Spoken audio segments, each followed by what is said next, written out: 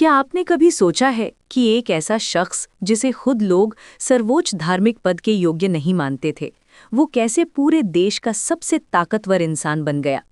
ईस्वी 1989। ईरान शोक में डूबा हुआ था।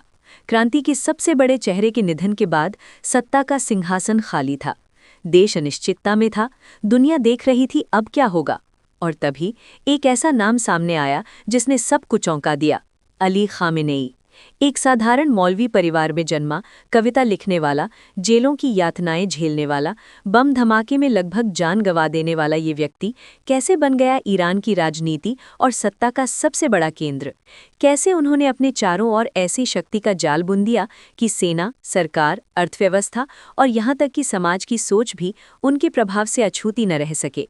कैसे उनके शासन में विरोध की आवाज़ें दबाई गईं और कैसे आज भी उनका नाम मध्य पूर्व की हर बड़ी हलचल से जुड़ा दिखाई देता है? ये कहानी है सत्ता, संघर्ष, वैचारिक बदलाव, विवाद और एक ऐसे नेता की जिसने लगभग 4 दशकों तक एक पूरे राष्ट्र की दिशा तय की।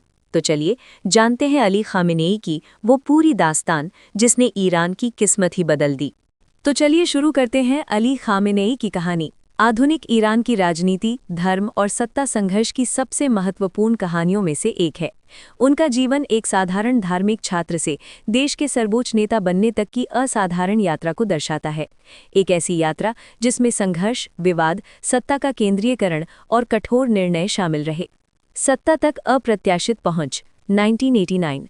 जून 1989 में जब ईरान के सर्वोच्च नेता आयतुल्ला रुहुल्ला खुमैनी का निधन हुआ, तब पूरा देश असमंजस की स्थिति में था। इस्लामी क्रांति के बाद बनी व्यवस्था में सर्वोच्च नेता की भूमिका सबसे महत्वपूर्ण थी। ऐसे समय में विशेषज्ञों की सभा असेंबली ऑफ एक्सपर्ट्स ने कुछ ही घंटों के भीतर अली खामेनेई को नया सर्वोच्च नेता घोषित कर दिया। ये निर्णय कई कारणों से चौंकाने वाला था। 1979 के संविधान के अनुसार सर्वोच्च नेता बनने के लिए उच्च धार्मिक उपाधि मर्जा या कम से कम आयतुल्ला होना आवश्यक माना जाता था, जबकि उस समय खामेनेई केवल हुज्जतुल इस्लाम थे, जो एक मध्यम स्तर की धार्मिक पदवी है। इस वजह से उनकी वैधता पर प्रश्न उठे, लेकिन राजनैतिक परिस्थितियों और सत्ता संतुलन ने उनके पक्ष में काम किया। प्रारंभिक जीवन और वैचारिक निर्माण। अली खामेनेई का जन्म 1939 में ईरान के धार्मिक शहर मशहद में हुआ। उनके पिता एक साधारण लेकिन सम्मानित शिया धर्मगुरु थे। बचपन से ही उनका पालन पोषण धार्मिक वातावरण में हुआ। उन्होंने पारंपरिक इस्लामी शिक्षा प्राप्त की, लेकिन उनका व्यक्तित्व केवल धार्मिक अध्ययन तक सीमित नहीं था। उन्हें फारसी साहित्य से विशेष प्रेम था और वे कम उम्र में ही कविता लिखने लगे। उनकी रुचि दार्शनिक और राजनैतिक विचारों में भी थी। वे मिस्र के इस्लामी विचारक सैयद कुतुब से प्रभावित हुए, जिन्होंने इस्लामी शासन की वकालत की थी। दिलचस्प बात यह है कि युवावस्था में वे कुछ हद तक मार्क्सवादी विचारधारा से भी प्रभावित हुए, जो उस समय ईरान के युवाओं में लोकप्रिय थी। क्रांति से पहले का दौर, बदलाव और संघर्ष। 1979 की इस्लामी क्रांति से पहले उनका व्यक्तित्व आज के पारंपरिक स्वरूप से अलग था। वे पाइप पीते थे, कलाई में घड़ी पहनते थे और कभी-कभी लंबे बाल भी रखते थे। लेकिन समय के साथ उनकी विचारधारा अधिक कट्टर और इस्लामी शासन की ओर झुकती गई। 1951 में नवाब सफवी के भाषण ने उन पर गहरा प्रभाव डाला, जिसमें शरिया कानून लागू करने की जोरदार मांग की गई थी। शाह मोहम्मद रजा पहलवी की पश्चिम समर्थक नीतियों और तेजी से हो रहे आधुनिकीकरण का उन्होंने खुलकर विरोध किया। इसी कारण उन्हें कई बार शाह की गुप्त पुलिस सावाक द्वारा गिरफ्तार किया गया, यातनाएं दी गईं और जेल में रखा गया। इन संघर्षों के दौरान वे आयतुल्ला खुमैनी के और करीब आए। क्रांति के बाद उन्हें क्रांतिकारी परिषद में शामिल किया गया, जिससे उनकी राजनीतिक भूमिका और मजबूत हुई। हत्या का प्रयास और राष्ट्रपति पद। 1981 में ईरान-इराक युद्ध के दौरान एक बड़ा हादसा हुआ। एक सार्वजनिक भाषण में टेप रिकॉर्डर में छिपाए गए बम में विस्फोट हुआ। इस धमाके में उनका दाहिना हिस्सा गंभीर रूप से घायल हो गया। लंबी सर्जरी के बाद उनकी जान तो बच गई, लेकिन उनका दाहिना हाथ स्थायी रूप से कमजोर हो गया और आज भी लगभग निष्क्रिय है। उसी वर्ष वे ईरान के राष्ट्रपति बने। राष्ट्रपति के रूप में उनका कार्यकाल कठिन समय में बीता। देश युद्ध, आर्थिक संकट और आंतरिक अस्थिरता से जूझ रहा था। 1988 का विवाद और सत्ता का केंद्रीयकरण।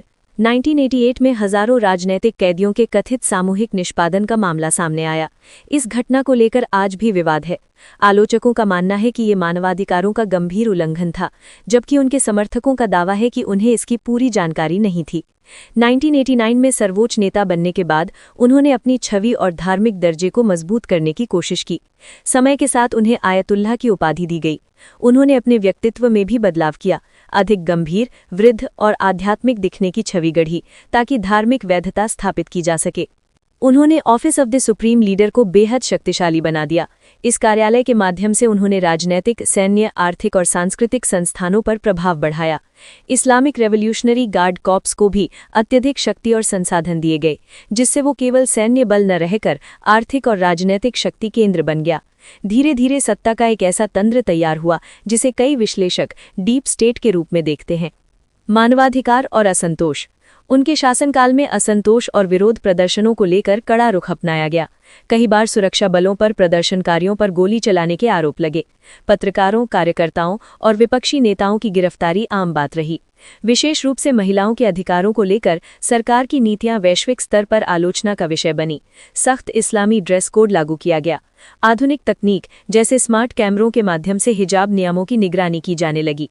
उल्लंघन करने पर गिरफ्तारी, कोड़े मारने और एकांत कारावास जैसी सजाओं की खबरें सामने आईं। क्षेत्रीय संघर्ष और वर्तमान स्थिति।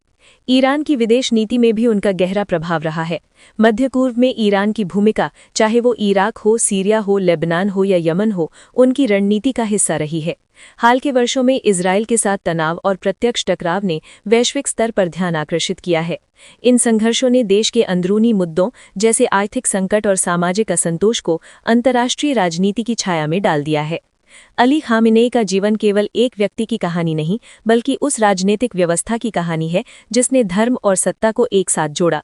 उनकी यात्रा में वैचारिक परिवर्तन, संघर्ष, विवाद, कठोर नीतियां और सत्ता का अभूतपूर्व केंद्रीयकरण शामिल हैं। आज वे ईरान की राजनीति के सबसे निर्णायक चेहरे हैं, ऐसे नेता जिनके फैसले न केवल उनके देश बल्कि पूरे मध्य पूर्व की दिशा को प्रभावित करते हैं।